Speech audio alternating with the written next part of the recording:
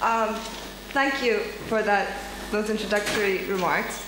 I think the framework of sort of laying out the neo-Ottoman aspirations and, in a sense, how a reality check has been incurred is a useful introduction to what I will say in moving forward. The first part of my speech, I want to talk a little bit about the interaction between the domestic policy of Turkey and the foreign policy of Turkey. And I think in particular, with regard to the Arab world, you see that there's this very strong interplay between these two. In the second section, I will talk more about Turkey's regional policies towards the Arab world and the paradoxes or the weaknesses thereof. So domestic policy and foreign policy. And one thing that we can see in the last 10 years, let's say, is that the government of Turkey has had a strong economic theme, let's say, or economic drive built into its foreign policy. And of course, economic opportunities from the region that are fueled by good relations with neighborhood countries brings back kickbacks when it comes to domestic politics, because it ensures economic growth and opportunities for Turkish businesses and whatnot. Another dimension where domestic and foreign policy interact is that the neighborhood countries have ways, means in which to stir up conflicts within Turkey, ethnic and sectarian, and therefore reducing the confrontation with neighboring countries has kickbacks again for domestic governance issues. A third way that they interact is that the sort of the regional influence of Turkey, the sort of grandeur that's presented by the government, has domestic, feeds into domestic public opinion with sort of driving a sense of pride in the country, and sort of the dreams of Turkish regional power. And the fourth one, which is the one I want to elaborate a little bit more on, is this whole debate about Turkey as a model, how Turkey's domestic achievements and its potential to demonstrate that democracy and Islam can coexist have actually fed into Turkey's, Ankara's, AKP's geostrategic position with domestic political consequences that are not all positive. So that's one that I want to talk a little bit more about. In 2004, I was working for a Turkish NGO, and this was a time when the Middle East, the greater Middle East conception was drawn up in the United States. And Turkey, within that conception, was branded as a sort of a model of moderate Islam, so an alternative to Iran or to the radical Islamists of the neighborhood. There was a view that the Turkish moderate Islamic modern Islam model could sort of be something around which Arab societies might be able to organize a non-anti-West, non-radical version of how to govern. And there was a lot of counter opinions among the Turkish civil society at that time to this position. And again, in 2009, when I was working for another Turkish NGO, there was a great advocacy among certain sort of Turkish Democrats that Obama not make his Middle East speech in Turkey in 2009, that he find another country from which to address the Middle Eastern people, Muslims. And in fact, he didn't. He came to Turkey in April 2009, made a more European speech, and then went to Egypt and made a more Muslim world speech. So back then there was still some kind of question marks. But once come the Arab Spring, those question marks in a way dissipated, in that it became futile to argue against branding Turkey a Muslim Middle East democracy, let's say, because of the strategic dividends that this whole rhetoric seemed to give Turkey, and because of a number of domestic developments in Turkey in the meantime. Of course, also playing into this was the fact that in Tunisia and Egypt, for example, this was embraced, AKP as the model that they would like to emulate, was an embraced concept. But I want to remind you, or remind myself, of the arguments that were made between 2004 and 2009 about why this might not be good for Turkish democracy, because I think it's very striking how many of the concerns actually realized. Back then, theoretically, it made sense to me, but I had no way to envision how it would really play out. So I think it's really interesting to look back right now. There were four arguments that I remember, that I jotted down. One of them was that Turkey would have to become more Islamic to have the credentials to play a leadership role in the Middle East. A second one was that Turkey would be compared to its Muslim neighbors as opposed to its European counterparts when it comes to democracy standards. So it would be, you're better than Egypt, not you're not as good as Spain.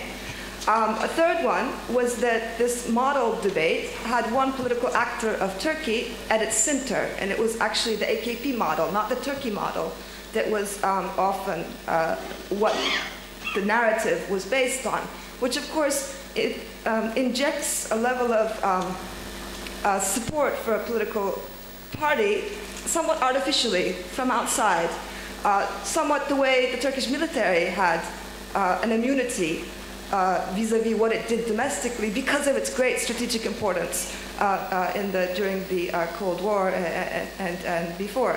So, no, during the Cold War and the 90s. And the fourth one was that to the extent that Turkey's European integration is undermined, a vision that can unite the diverse segments of the Turkish society would be lost, and that it would be very hard to find any other vision for the country that would be able to bring together the divergent segments of the Turkish society. And indeed, when we look back, all of these seem to have happened. But more actually has also happened, in that, you know, I work for, besides the journal that I publish, a European think tank called the European Stability Initiative. And between 2004 and 2010, we were constantly comparing Turkey to European countries that had gone through similar experiences and trying to sort of take lessons from reform efforts. Now, we find that European audiences are much more interested in talking about how Turkey is similar to or different from different countries within the Middle East. So the debate has changed, and the debate is not also about Turkey. It's not about candidacy. It's not about accession. It's about what they call strategic dialogue. It's about how our shared concerns in the Middle East, how we can deal with Turks and Europeans together. We saw in the recent Gezi Park protests in Turkey that the moment the West is critical of the Turkish government, the conspiracy that comes forth is that the West is trying to prevent Turkey's rise as a regional power. So, you know, there's a certain immunity there, or a certain reversion to geostrategic arguments. So we can't really talk about our own problems. We have to talk about Turkey's importance in the region. And I think it's worthwhile to also note that to the degree that the government has developed a strong regional influence, and to the extent, I'd like to underline to the extent, it really hasn't used this to moderate the anti-West sentiments, the anti-Israel sentiments, and whatnot in either Turkey or the Muslim neighborhood. And indeed, you know, as I mentioned, I think we have much less discussion about European benchmarks and much more about how well we're doing in comparison to other Muslim countries. So that, indeed, that model debate, and I think very much fueled by Washington, ended up being counterproductive and playing into a direction of Turkey that's not necessarily good for the entire society. So, second part of my speech, I'd like to talk a little about the regional policies of Turkey. And the first point I'd like to make is about deliverables, in that one can question or ask what actually Turkey's regional policies have delivered concretely. Of course, you can ask this about any other country as well. I mean, has the United States been able to maneuver the field in any way that's brought results? No. Has Europe? No. I mean, has any of the other sort of large global powers? No. But the thing is, Turkey's difference there was Turkey had a claim. Turkey positioned itself, or drew up its rhetoric on the basis of being able to do this. So I think it's fair enough to hold Turkey to its own claims and analyze how much this has actually been realized. When we look at Turkey's mediation efforts, or the sort of formulas of win-win solutions that have been put forth by the Turkish Foreign Ministry, none of them have really delivered results. Could they have? Is it Turkey's fault? I don't think it's Turkey's fault. But coming up with those conceptions obviously reflected unrealism. It was not a realistic attempt, let's say, many of them. I think we can more or less see that Turkey's perceived as a supporter of the Muslim Brotherhood axis of many Middle Eastern countries. Whether true or not, that's the way it's perceived. But yet, when we look at the critical junctures where the Muslim Brotherhood affiliates in the Middle East may have been influenced, we don't see that the AKP has actually been able to do so. There was an effort in 2001, in September 2001, to sort of drive home the message of the importance of secularism by the Turkish Prime Minister. A very good initiative, I think.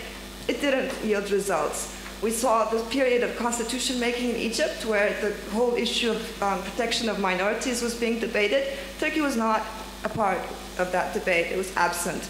And most recently, in the removal of Morsi, we see the same thing. It's not like Turkey is able to steer the direction one way or another, nor should it necessarily be expected to. But the problem is appearing to be so aligned with the Muslim Brotherhood has led Turkey to be seen as a non-impartial actor or non-neutral partner by the rest.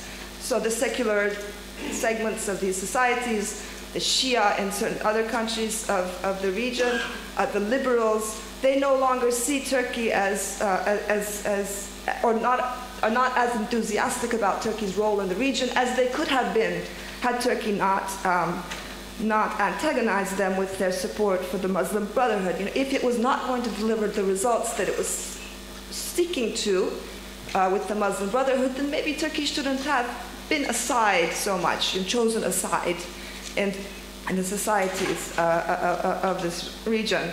So that the deliverables issue is one. The second one is I think Turkey's faltered in settling the place of the West within its vision of its own foreign policy towards the region.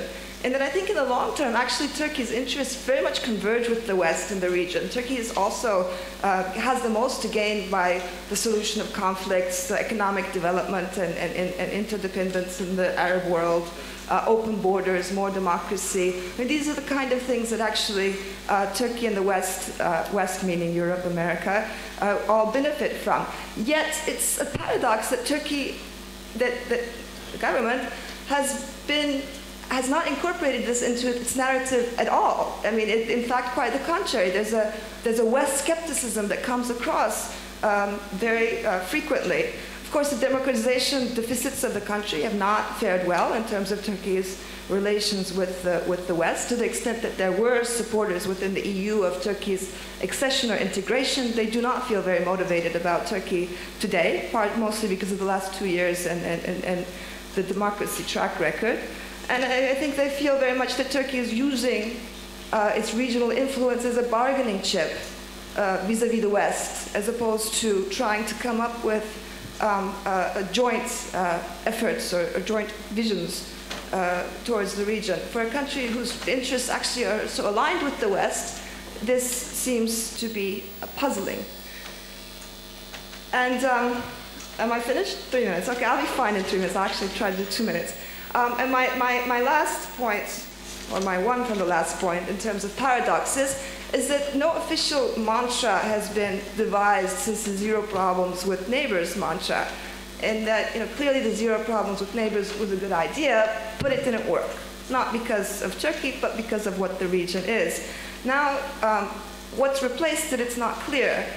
The government officials often say that their stance is a principled stance, so it's not pragmatic, it's principled, it's next to the righteous, it's next to the victims, and whatnot. But then when you dig a little bit deeper, that's how they explain the position towards Israel or Syria. But then there are many other victims of the region that are not extended the same principle. Or there are many other countries where dissidents are fighting for democracy that Turkey does not necessarily stand by. Azerbaijan could be one, the Shia in some other countries could be others. So I think it's becoming clearer that Turkey either needs to devise a sort of a pragmatic rhetoric or narrative to fit what it's trying to do in the neighborhood. Otherwise, there are too many countries in the neighborhood that we can't have relations with if we go by principles. There are just too many countries that violate the principles that Turkey claims to be making its foreign policy decisions on the basis of. Or there needs to be a new set of principles that are defined from Ankara, because zero problems clearly doesn't hold anymore. And my final paradox that I'd like to note is not about the government, but is about the opposition. And by the opposition, I don't necessarily mean political parties, but I mean the opponents of the government, as including, but not limited to, the political parties, and that they have not come up in Turkey with alternative visions for the region or alternative engagement strategies or networks. And I think that's a big loss, in that Turkey's diversity and its potential, its human potential, its intellectual potential is not actualized partially because the non-government actors, the actors that are not aligned with the government, are absent from the field. So I think it's important to get to plug them into the field as well. To the extent that the liberals in Turkey, do they have much contact with the liberals in Egypt? No. Whereas that would be some way that Turkey's added value could come up. And I think my conclusion there, tying back to the beginning, is that one reason why the Turkish opponents of the government are not doing this is because they're so bogged down in our own domestic political struggles. So again, the domestic and foreign policy overlap, and that the Turkish NGOs, Turkish opposition parties, Turkish critical media, and lawyers and whatnot have too much in their hands in Turkey to actually go out and try to support their partners in the Arab world. And I'll leave it there. Thank you very much.